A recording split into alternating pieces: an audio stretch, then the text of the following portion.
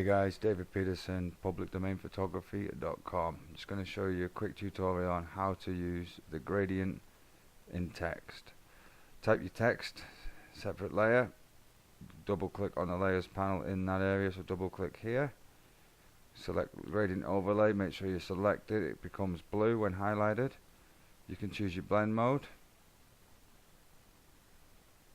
I'll stick with normal. Opacity, obviously that goes against the back of the screen.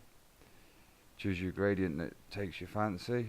Try a few out, get one that suits your needs best for what you're trying to achieve. I'm going to go for quite a colourful one today. Guess I'm just in that kind of mood. So we've got this nice colour, make that small. You can adjust the angle of the gradient so you can see it's now angulated style. You've got choices: radial, central, angle, reflected, diamond, and then back to linear.